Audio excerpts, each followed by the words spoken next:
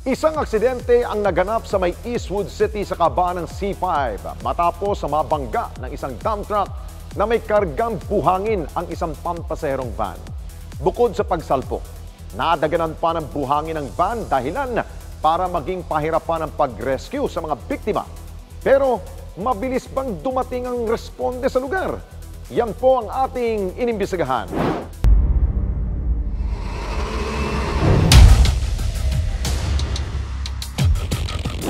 Madaling araw ng 21 ng Agosto nang maganap ang aksidente sa may Eastwood sa lungsod ng Quezon, kung saan binangga ng isang dump truck ang L300 van sa kabaan ng C5 Road. Sa kuha ng CCTV camera ng MMDA, mapapansin ang isang paparating na motorsiklo na nasa outer lane ng kalsada. Sa video ring ito, makikita ang paparating na truck sa kanyang likuran. Maya-maya pa, bigla na lamang kumabig pakaliwa ang motorsiklo na agad namang iniwasan ng driver ng truck. Ngunit sa kanyang pag-iwas, dito naman siya bumangga sa kasalubong na sasakyan.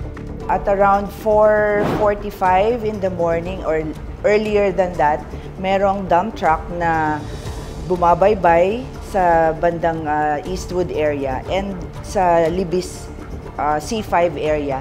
According to CCTV, parang iniwasan niya yung motor sa right side ata niya or left side niya, and pag-ikot nung iniwas niya, inilipat niya sa other side, tinamaan naman niya yung L300 na van na may nagko-contain ng siguro mga 10 to 11 na passengers. Parang na-pin down niya yung L300.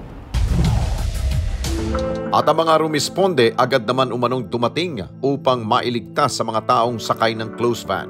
Right there and then, nag-dispatch ang Emergency Operations Center ng QCDR-RMO at nagpadala ng 2 ambulances with 5 medic teams and 2 teams ng search and rescue. And then pag touchdown nila sa site, there were already several agencies na tumutugon sa accident like Bureau of Fire, the MMDA, Barangay Bagong Bayan, Barangay Libis, and the Eastwood medical team also were there to check on the accident. Agad din nagtungo sa pinangyarihan ng insidente ang mga responders mula sa Barangay Bagong Bayan. We received a call from Quezon City Government yung 122, and then nag-response po agad yung ating ambulansya with our responder.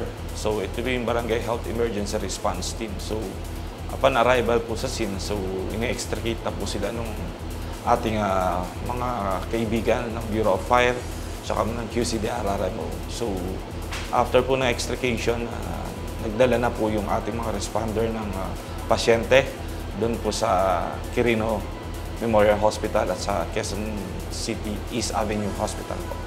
At base sa kanilang naging investigasyon, lumalabas na iniwasan lamang ng driver ng truck ang motorsiklong nasa harapan niya. Kasi nung unang interpretasyon namin doon, U-turn. Hindi pala. Kasi makikita mo yung posisyon ng truck. Parang guwaganan eh. Diba? From southbound, parang gumanon. Diba? Oo, kasi ang tendency nun, iniwasan niya yung yung motor eh. At the same time, go rin yung northbound. Kaya, nagkita sila sa gitna. Heavy equipment yun eh. Dump truck yun eh. So mahirap talagang basta pepreno mo yung truck. Nakausap din ng responde si John Dave, isa sa mga responders ng Quezon City Disaster Risk Reduction and Management Office na rumisponde sa aksidente. Anya, naging madali ang pag-rescue sa mga biktima sa tulong na rin ng iba't ibang ahensya ng gobyerno at barangay.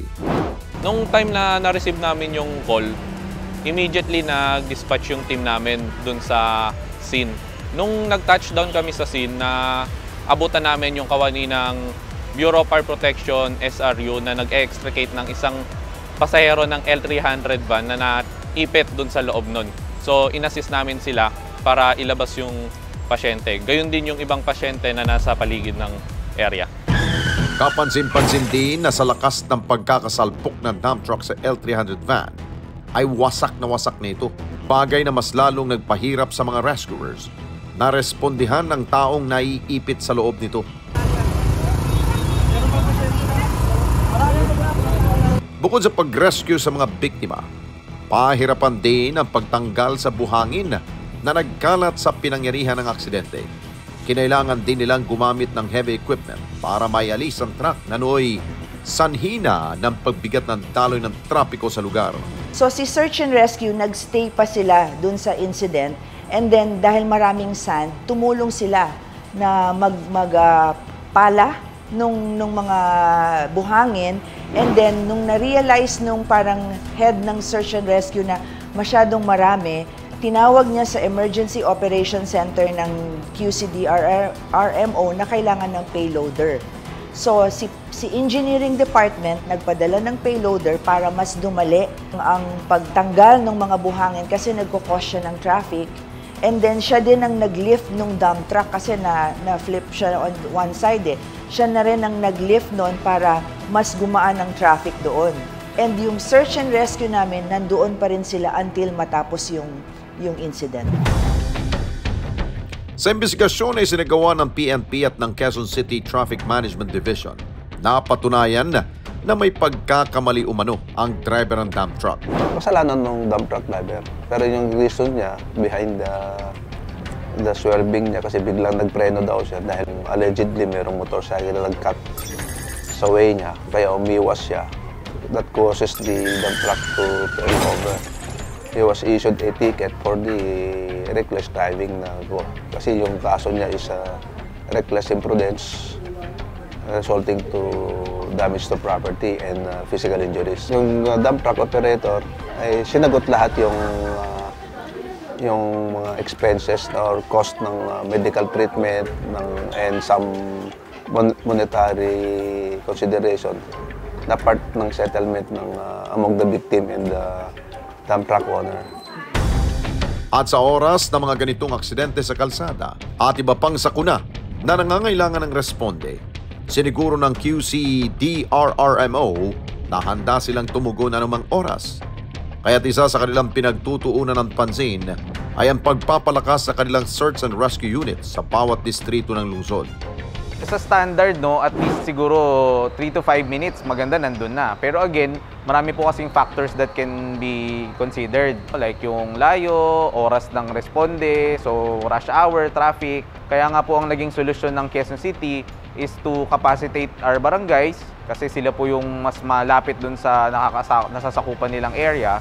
Ang challenge po kasi sa Quezon City, it's about 1/4 to 1/3 of the size of the whole NCR. So kung sa City Hall lang concentrated yung aming responders, medyo it will take time, no, to respond, lalo na kung sa dulong part ng Quezon City. So what we did po is nagkaroon po kami ng mga satellite offices sa mga district office namin kung saan mas mabilis pong makaka-responde yung responders namin. And kinapacitate din po namin yung aming mga barangay. So meron po silang mga equipment and may mga ambulances din po, lahat po ng barangay sa Quezon City para po mas mabilis yung response time, no, within their AOR.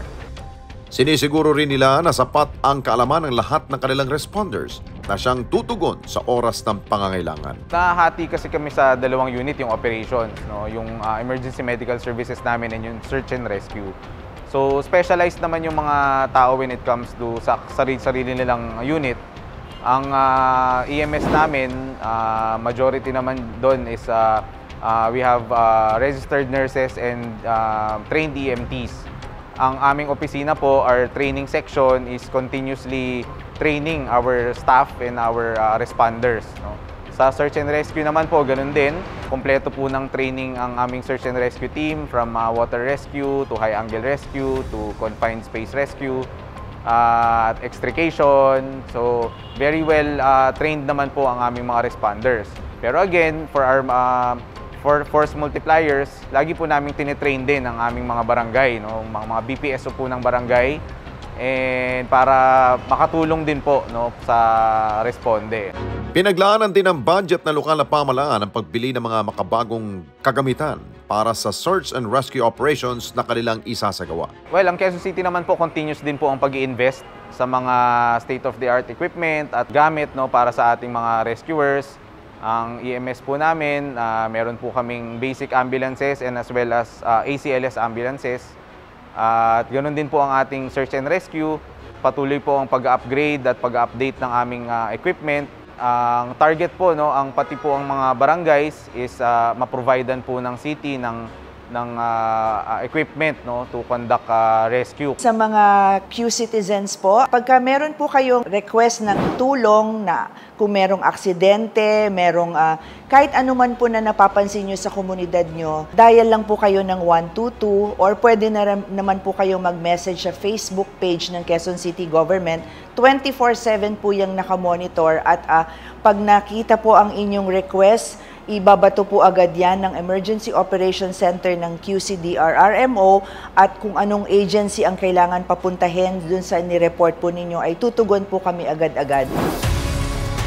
Sa oras ng aksidente o sakuna, bawat segundo ay mahalaga dahil maaring buhay ang mawala kung hindi agad makakarating ang responde. Kaya't nararapat lamang na palakasin ang search and rescue units ng bawat lokal na pamahalaan sa ating bansa upang madaling makaresponde anumang oras. Mga kababayan, salamat po sa inyong pong pagsubaybay sa Responde Mata ng Mamamayan. Para mapanood pa ang iba pa naming pagresponde sa ating mga kababayan, i-click lamang ang subscribe button o i-follow lamang ang Net25 social media pages at Net25 TV.